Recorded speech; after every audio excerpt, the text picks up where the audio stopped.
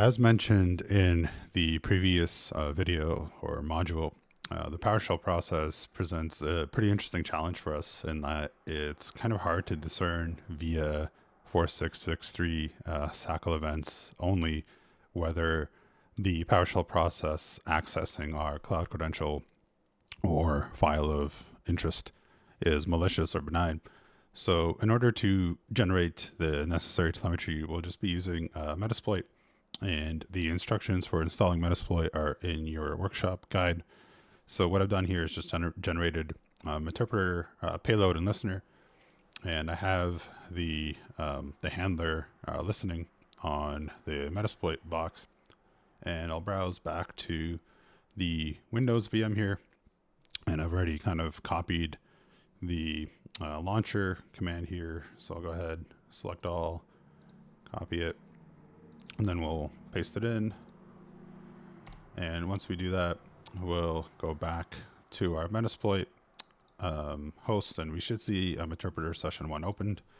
So from here, we need to do sessions.i or /i1 to actually go ahead and interact with the session. And then what we're going to do is very similar to what we did with Mythic, is issue a command to download. And in this case, we'll just download our fake Azure token. So we see the download command was issued. It downloaded the file, the command completed. So if we go back to our Windows host, we should see the SACL event here waiting for us. And we do.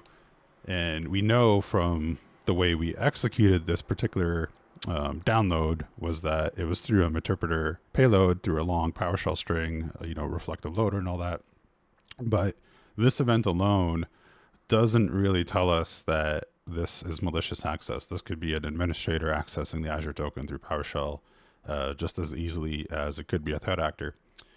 So what we need to do now is try to kind of untangle these events and combine events in order to get a good idea of whether this event is malicious or benign. And what we're going to be doing next is looking at more events than just this 4663. So far we've only looked at this event in isolation, and we've done that just to get a sense of what the telemetry looks like and what it looks like when, processes like mimikatz.exe or apollo.exe or something very egregious accesses our cloud credentials. However, this method is, at least in this context, slightly more stealthy. So in the next section, we'll be firing up our SIM and our queries, and we're going to be looking at how to actually untangle this kind of access when it's done through a process that can be legitimate as well. So I'll see everyone in the next video.